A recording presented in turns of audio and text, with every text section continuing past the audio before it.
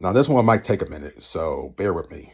A lot of y'all, I should say a lot of my friends, knew that I was battling cancer about 12 years ago. Most people did not know that my doctors only gave me 3 months to live. Huh? Yeah, they only gave me 3 months to live. I had late stage testicular cancer. It was so advanced that they gave it a 3C, but it was really a stage 4 because it spread it to my pancreas, it spread it to my lungs, my liver, and a couple other organs that I can't remember at this point. But I was a bad case. And one of the things that I actually did was actually, when I got the initial diagnosis, I didn't tell nobody, really.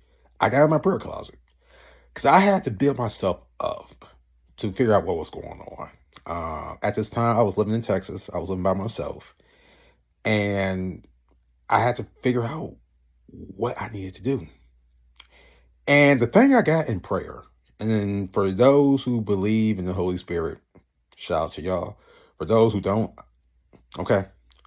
One of the things I got was follow his instructions and I'll be all right. It was that simple.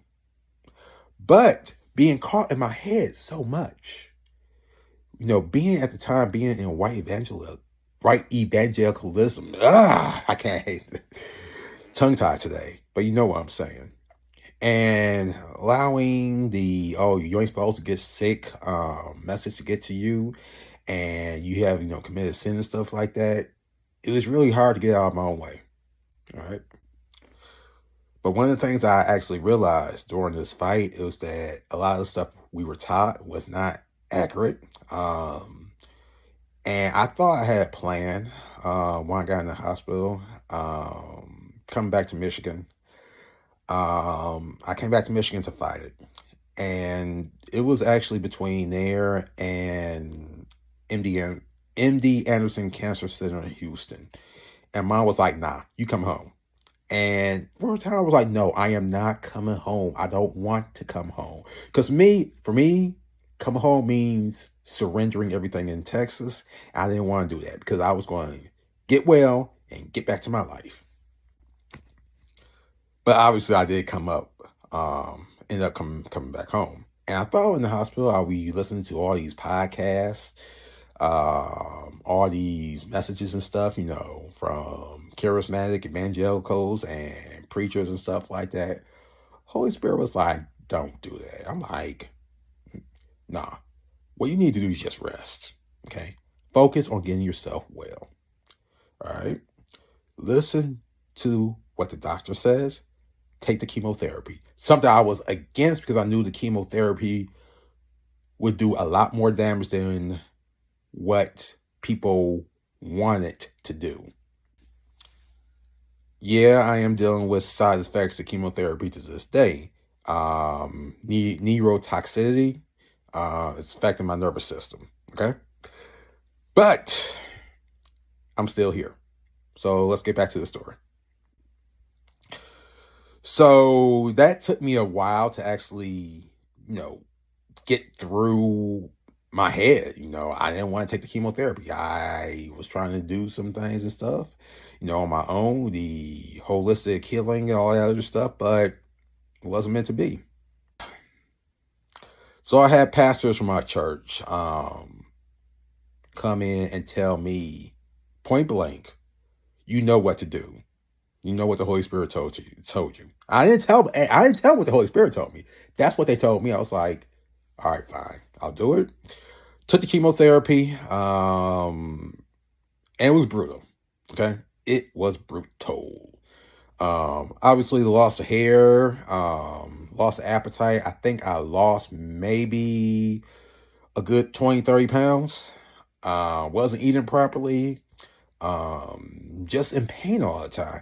Matter of fact, I was in so much pain and I lost all my white blood cells that I had to go back in the hospital for a week. And mind you, it was the week before Thanksgiving too. So I'm sitting here in the hospital.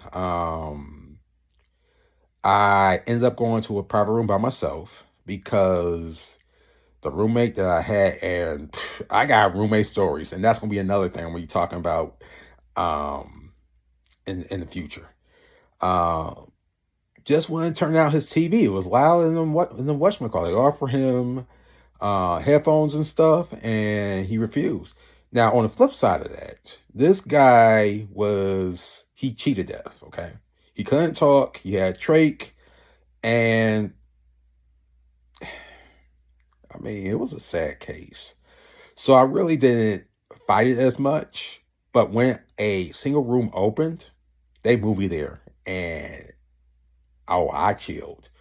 When I say I chilled, I rested, and I got the healing that I need. So that took about 4 months, and they did the x-rays, and they saw things that, oh, did we get all the cancer? Did we? We're not sure. So they told me to go down to Indiana University in Indianapolis to see a particular doctor. And this doctor was Lance Armstrong's doctor. It was the guy who treated him for testicular cancer. So after the evaluation, they told me that I'm going to need 2 surgeries. One surgery, I was going to need to operate on the lungs and remove part of my lung. And the other surgery was to clean up what was left in the abdomen area.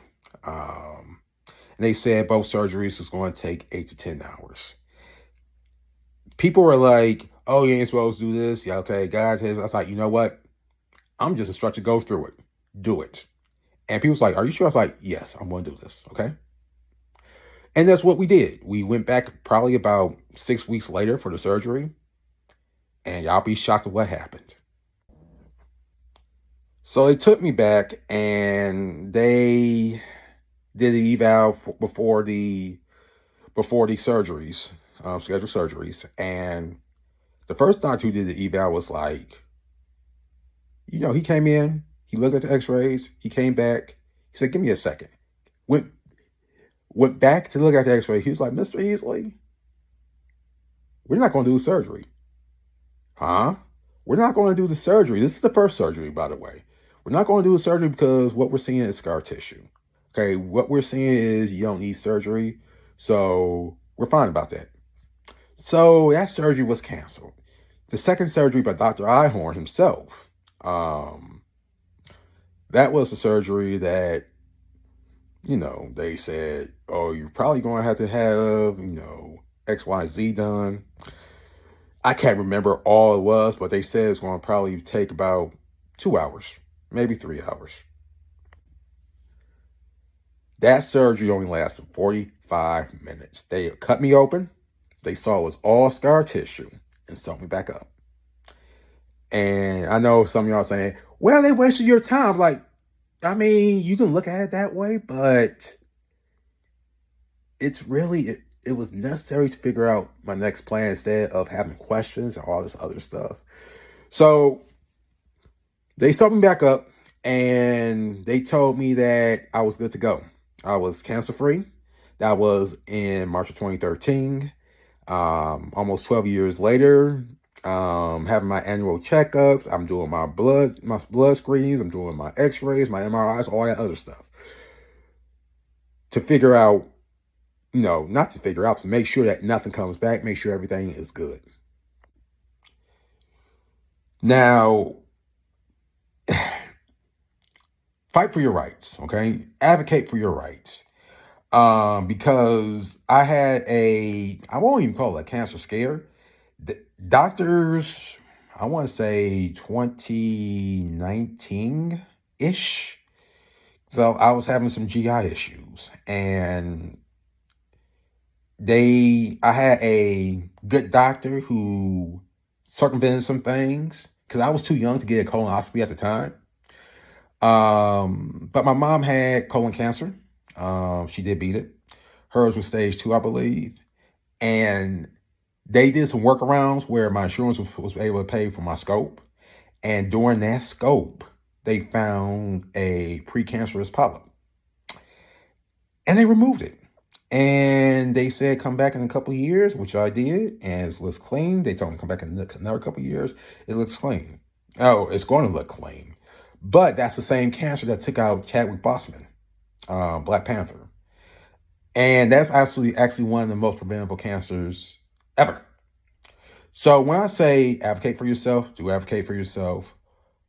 I will also say take preventative measures. Do not miss your doctor's appointments. Do your screenings when you're supposed to do your screenings, when it's recommended to do your screenings. If there's an issue that you know there's something wrong, go get it checked out. Do not ignore it. Do not try to poo-poo it to the side. Don't try to just make excuses for it, especially for black men. Okay, I thought I was invincible too. Late 20s, early 30s. Okay, mid 40s right now. I am moving a few steps slower, but I'm still here. Now, if I actually did my maintenance work, I mean, I did my physicals and stuff like that, but if I did the maintenance work, I wouldn't be here. I mean, I would say I wouldn't be in this shape. I would actually be probably a little healthier. Um, but it is what it is. I've taken the hand that I was dealt with, and I'm working with it. This is for algorithm purposes. So if you just want to dip out on this video, you can go ahead and do it. Just going through my Instagram page from the bottom up, and I posted something and everything. There's some things I cannot, go into because of copyright issues. Either mostly sounds and music and stuff like that. But it is what it is. All right, this is something that I made. Eating healthy. Cucumbers, green onion, jalapeno, green pepper, cilantro, green Tabasco sauce, and water. Chunky green gazpacho. It was excellent. Okay, now I probably should have put a little lime in it as well. Thinking back at the time. Probably could have done vegetable broth as well instead of the water. Regardless, that was some good gazpacho. All right. Like I said, there's things I cannot go into because of copyright issues. There are other things that I'm not going to get into because I'm going to be discussing it in videos down the line. Oh, Ninja Turtle pies. We ate them as kids, but they're disgusting. I mean, but it was 1990, so we just didn't care. It had the branding on it. They were good. Yeah. All right, this is a creation of mine. This is actually inspiration from when Cinnabon did their apple and their cherry cinnamon rolls back in 2012. Now, I'm going to say it's about those cinnamon rolls. Those were probably some of the best cinnamon rolls I ever had. These were pretty good. These didn't look aesthetically good, but still.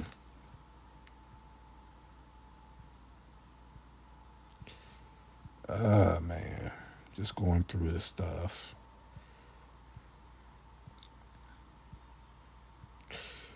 Game shows. Oh, man. Right. Is that? Yeah.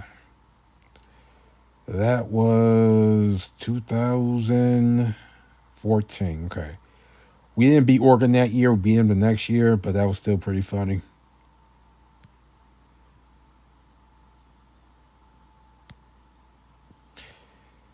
Man, we got the extra cooler back, I think, the year after this. And I drank so much of that stuff when it came back out, it wasn't even funny. Again, a lot of stuff I can't show because of copyright issues. If the video plays for this one, algorithms. Anyway, I was invited to WDIV because I was scammed, or I was trying to get scammed. Me and Promise was student loan, being promised for student loans, and I called Channel 4 to let them know what was going on. Not expecting for that to happen, but that did happen. Cool experience. Got to tour. I got to tour the studio as well, and I actually was able to sit in on the newscast, the new newscast as well. about that. A lot of people don't know this. Surprisingly, this is actually why they call it candy corn. Let's see. You cannot eat tuna well done.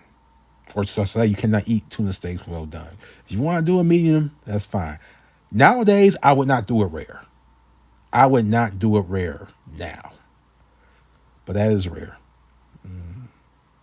Going back. Oh, man. Just going through this.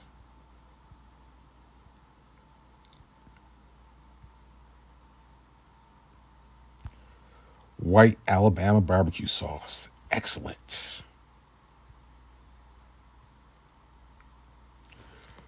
I'm not even going to say what happened when I put a little bit. Actually, I didn't even put a little bit. I put 2 flakes in a pot of chili. And I had to lay down for the rest of the night because it made my stomach rumble and heat up.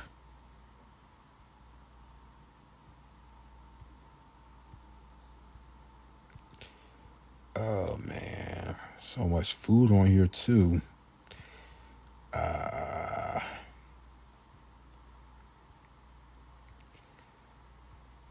It's just a shame that the ones I want to show you has videos to it and or a sound to it, and I don't want to get hit with the copyright strikes. I will discuss those two photos at a later date. Oh, my boy Terrence, this one I can show. This was right after Jalen Watts Jackson recovered a fumble to win the game against Michigan State. Hold on.